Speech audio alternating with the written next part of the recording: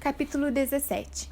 Quando jogava na segunda divisão e morava em quarto lugar em Albuquerque, Jim Tenney e os outros caras do time foram a uma festa de encerramento da temporada na casa de um magnata local do ramo ferroviário chamado Fitz Holly. A enorme casa vitoriana de Holly era antiquada e intocável por dentro, como se o coronel Mostarda estivesse prestes a acertar a cabeça da vítima com um castiçal perto do bar. Mas na sala de jogos, toda em madeira escura e com cheiro de charuto, havia uma antiga máquina de pinball restaurada com pin-ups pintadas. As sinetas tocavam, as palhetas dispararam satisfatoriamente e não havia como descrever o movimento da bola sem recorrer a barulhos como o poing. Jim adorou. Ele queria aquela máquina ou uma igual e a colocou em uma lista das coisas que ia comprar quando tudo desse certo. As coisas realmente deram certo por um tempo, é claro, e quando morava em Nova York, Jim às vezes procurava anúncios de máquinas de pinball. Mas descobriu que elas tendiam a ser coisas cafonas, com temáticas pop, máquinas da Ilha dos Birutas, do Kiss, do Michael Jordan. Então, comprou jogos de dardo, sofisticados, mas quando deixou de arremessar, algo a respeito de jogar dardos passou a parecer tão ridículo, embora tivesse percebido que isso ainda conseguia fazer. Que inferno! Que ele deu os jogos para os amigos antes de se mudar. Então, em fevereiro, quando já estava morando na casa de Eve, um amigo que vivia em Boston avisou que um conhecido estava se desfazendo do bem mais valioso de seu recém-falecido pai, uma máquina de pinball de 1956 em boas condições, que poderia ser dele por um preço razoável. Na verdade, por um preço relativamente não absurdo. Não era um dinheiro que ele poderia gastar para sempre, mas era um dinheiro que ainda podia gastar naquele momento.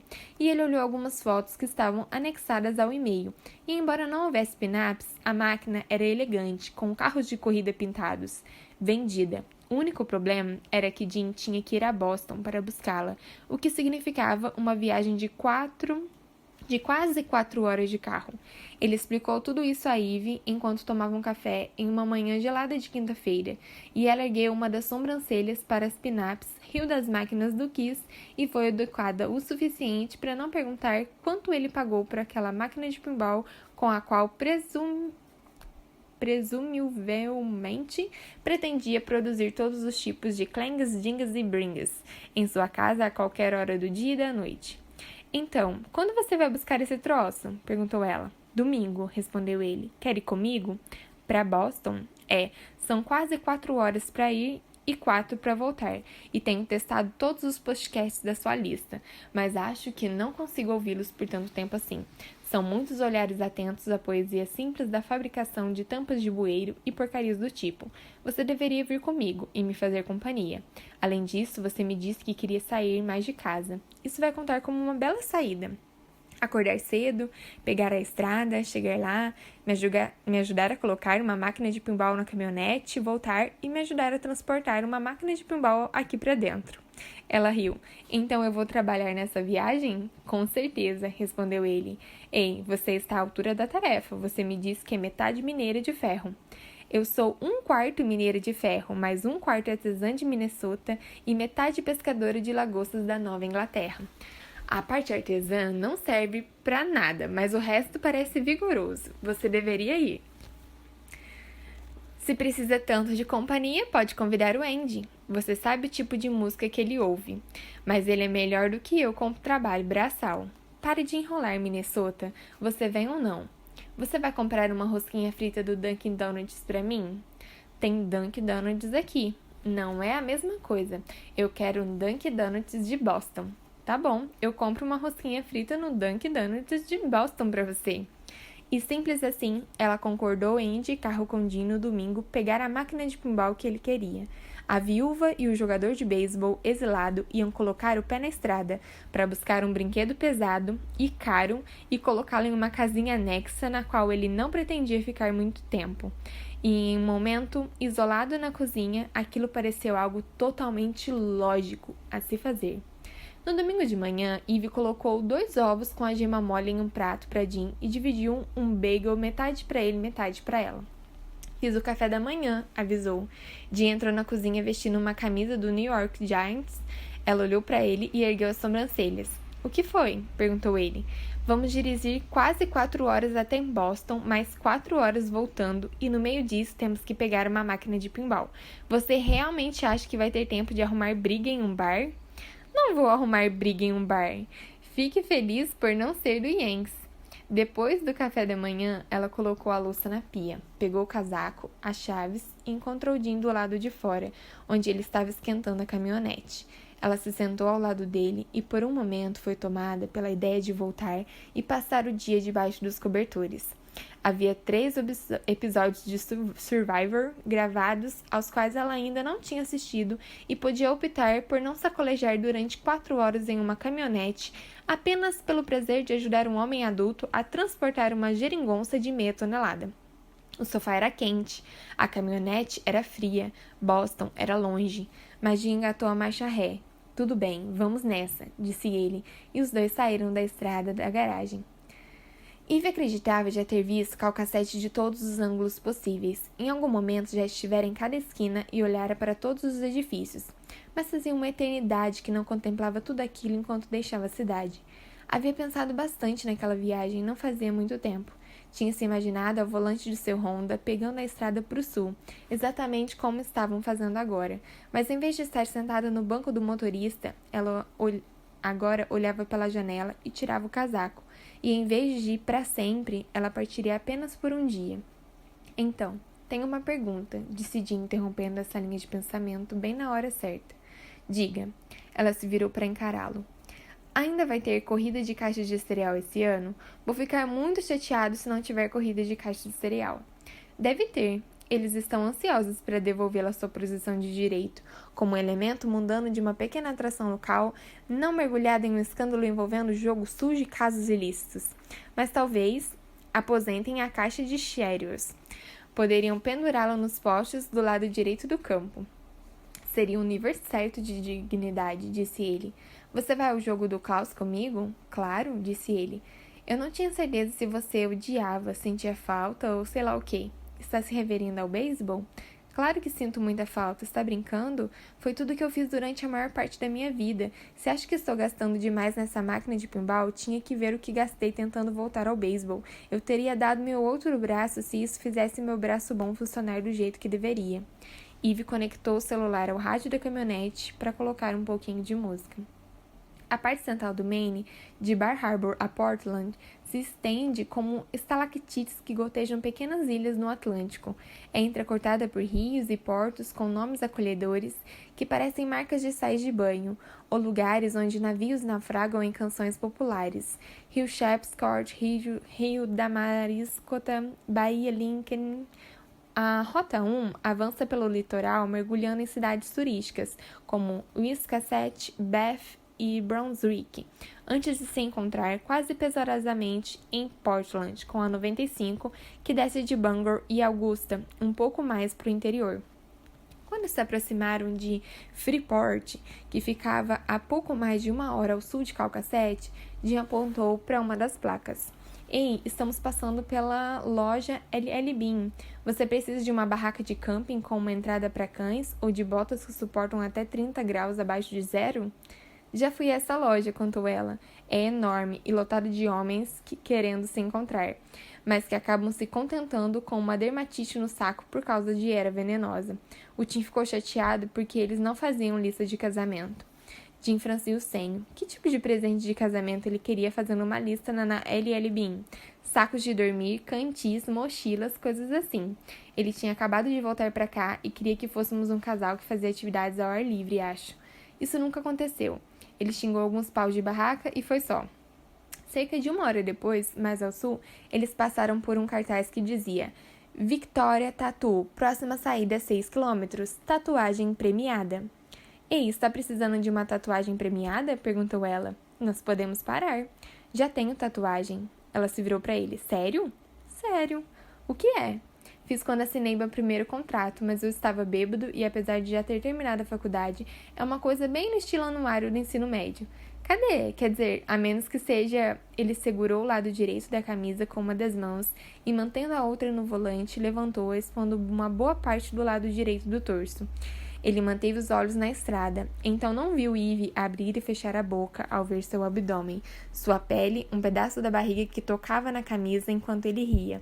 Algo nos joelhos dela respondeu a isso com uma pulsação agradecida e ela percebeu que era com clareza de uma badalada. Ah, certo, pensou.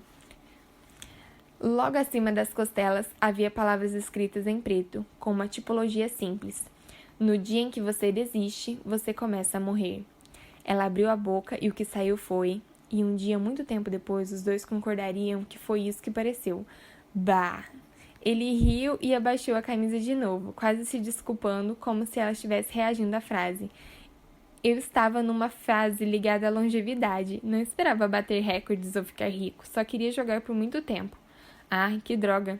Certamente, pensou ela, isso não era melhor que podia fazer, mas conforme o momento se prolongou, pareceu que sim. Não fique com pena, disse ele, ou não vou mostrar a tatuagem na minha bunda que diz eu odeio lagosta. Não estou com pena, protestou ela, estou ouvindo a história. Ei, disse ele com um aceno de cabeça em uma direção incerta. Pode pegar o endereço aqui no bolso e salvar no seu celular pra gente poder se orientar quando estiver chegando? Você quer que eu pegue o endereço no seu bolso? Houve uma pausa, então ele franziu a testa. Ei, você, mente suja! O bolso não quebra só aqui em cima. Ele balançou a cabeça. Fique longe do meu bolso. Eu me confundi. Ela riu e baixou o quebra-sol, onde, de fato, havia uma espécie de bolso, e nesse bolso havia um endereço em Somerville, que ela digitou no telefone. É você quem está tirando a camisa, murmurou Eve quando o GPS os localizou e apareceu na tela uma previsão de que ainda iam levar cerca de 1 hora e 15 minutos para chegar. Você sabe alguma coisa sobre esse cara com que vamos pegar a máquina? Perguntou ela. Sabe se ele não vai nos esfolar vivos e nos transformar em abajures? Meu amigo Corey, com quem joguei na Cornell, trabalha com ele na fábrica de caixões. Fábrica de caixões? Não é um eufemismo. Eve, é mesmo uma fábrica de caixões, um lugar onde caixões são feitos. Aparentemente, o Corey cuida de alças e acabamentos, e esse cara, Bill, faz forros. Esse cara, o Bill, faz forros. E o pai dele, do Bill, era o dono de uma máquina de pinball que estamos indo pegar. Tem carros de corrida pintados, sabe? É, você disse. Espero que tenha uma buzina e uma sirene. Você tem que admitir, isso seria muito maneiro. Por que uma máquina de pinball teria uma sirene? Perguntou ela. Provavelmente não tem, mas não seria legal se tivesse? Eu ia manter você acordada a noite inteira com ela, disse ele. Eu simplesmente gosto do som. Se está tão ansioso para ouvir uma sirene, posso ligar para a polícia e pedir que parem um carro? Ah, você fala demais, Minnesota. Sabe, talvez eu ainda não conheça o suficiente para ser sua navegadora. Não sei quanto tempo você passou em Boston, mas as ruas são projetadas para impedir que qualquer pessoa descubra para onde está tentando ir. Vamos arriscar. Ela manteve os olhos no celular até a hora de conduzir a caminhonete pelas ruas confusas, congestionadas, muitas vezes diagonais e de mão única de Somerville. Eles encontraram a casa alta, azul ardósia, e Jean estacionou na entrada da garagem ao lado. Eles desceram e Eve se inclinou para baixo e abraçou a parte de trás dos joelhos para alongar as costas. Ela seguiu Jean até a varanda, onde ele tocou a campainha. A porta se abriu e o homem com cabelos grisalhos e um moletom da Universidade de Massachusetts abriu a porta de tela. Bom dia, senhor. Eu sou o Jean. Essa é a Eve. Ah, oi, sim. Eu sou o Bill. Entrem. Bill apertou a mão deles e se afastou, e os dois se viram em uma sala de estar praticamente vazia, com caixas de papelão empilhadas em um canto, rotuladas vendas de garagem 1 e vendas de garagem 2. Desculpem a bagunça, ainda estamos arrumando as coisas do meu pai. Sem problemas, disse Jean. Sinto muito pela sua perda. Obrigado, Jean. É um prazer conhecer você. Eu gostava de te ver jogar, se não houver problema em dizer isso. Não tem problema, eu agradeço. Meu pai também, mesmo que se sentasse diante da TV e o xingasse de nomes não muito lisonjeiros. Ele ia ficar feliz por você estar comprando a máquina. Bill colocou as mãos nos quadris e soltou um suspiro. Bem, espero que ele tenha visto minhas últimas partidas e que isso tenha lhe proporcionado alguma alegria. Bill olhou para ele e deu a Jean o que Eve só poderia descrever como uma autêntica piscadela. Acho que ele viu alguma, sim. Fico feliz por ter ajudado, disse Jean abrindo os braços. Vou ignorar a sua camisa, disse Bill, fingindo severidade. A viagem foi boa? Foi. Ainda estou devendo uma rosquinha frita para a Ivy, mas acho que vamos resolver isso na volta. Meu pagamento é em doces, acrescentou ela. Bill sorriu. Estou feliz que tenha vindo. Já faz alguns meses que venho tentando encontrar um bom lar para a máquina. Queria que ficasse com alguém que fosse aproveitar. O Jim vai aproveitar muito, disse Ivy. Acho que você pode presumir com segurança que não poderia ter encontrado um pai mais amoroso para ela. Bill riu. Tudo bem, perfeito. Ele os levou a uma sala de jogos nos fundos da casa, de onde todo o restante já havia sido retirado, exceto pela máquina de pinball encostada em uma parede. Não parecia nova, mas estava limpa, e quando Bill a ligou, ela zumbiu e apitou diligentemente como um cão de abrigo ansioso e pronto para ser resgatado. Embora não houvesse sirene, carros de cores vibrantes decoravam as laterais, e a caixa dos fundos, carrões na concepção de alguém com barbatanas e listras, e garotos de saias rodadas e garotos de calça jeans apoiados nas carrocerias. Jim ajudou Bill a desmontar a máquina. Ele tem braços tão bonitos, não olhe, marcando as conexões que Jim teria que refazer mais tarde, e Jim e Eve levaram para a caminhonete os pedaços envolvidos meticulosamente em plástico bolha e presos com fita adesiva. De volta à casa de Bill, ela desviou o olhar educadamente enquanto Jim contava um maço de dinheiro, que entregou a Bill com um aperto de mão. Em seguida, eles voltaram para a caminhonete. Nem toda mulher aceitaria uma máquina de pinball em casa, comentou Bill. Você tem uma bela garota. Ah, eu sei que tenho, disse Jim, assentindo com a cabeça por cima do ombro. Eve abriu a porta da caminhonete e entrou. E depois que Jim também entrou e fechou a porta, ela olhou interrogativamente para ele, que deu de ombros. Ele não está errado. Ela balançou a cabeça. Tudo bem, você me deve uma rosquinha frita. Vamos resolver isso. Eles comeram rosquinhas em vez de almoçar, porque eram desses dias, e Jim dirigiu de volta para a estrada. Dessa vez, eles praticamente só ouviram um programa de variedades no rádio e um podcast sobre crimes reais do qual ela gostava. Jim interrompeu o tempo todo, dizendo, foi o marido, e no fim das contas tinha sido a irmã, mas ele disse que gostou mesmo assim. Eles chegaram a Calcacete à tarde. Começava a escurecer quando estacionaram na entrada da garagem. Estou morrendo de fome, disse ela quando ele abriu a traseira da caminhonete. Eu deveria ter exigido que você comprasse um sanduíche de manteiga de amendoim para mim. Tudo bem, músculos, disse ele. Pegue o outro lado disso aqui.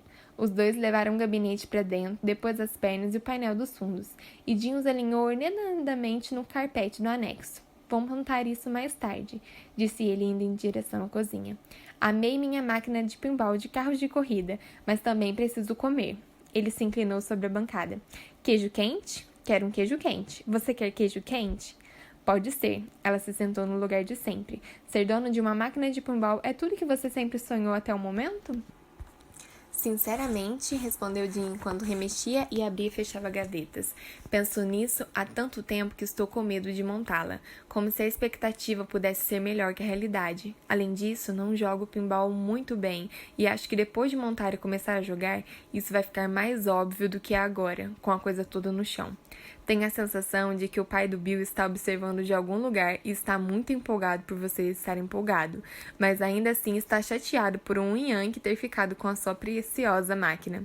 Pelo menos ele deve ter um belo caixão. Uau! Você ficou sarcástico depois que comprou uma máquina de pinball.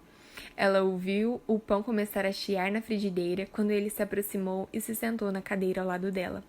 Posso dizer uma coisa? Perguntou ele, passando a mão pelos cabelos curtos. Claro. Ele tirou o sapato direito com o pé esquerdo, depois o sapato esquerdo com o pé direito. Estudou o rosto dela por um segundo. O que foi? Disse ela, tocando a bochecha por reflexo, como se tivesse açúcar nela. Pensei em beijar você algumas vezes hoje. Ela sentiu as sobrancelhas se erguerem, depois baixarem. Sua boca se cerrou, depois relaxou. Rápido, rápido, rápido. Como é que eu faço uma expressão neutra mesmo? Você pensou... Ela ficou chocada. Não, satisfeita. Talvez alegre. Não, espere. Ela estava se contorcendo de ansiedade. Também estava em pânico. Pensei.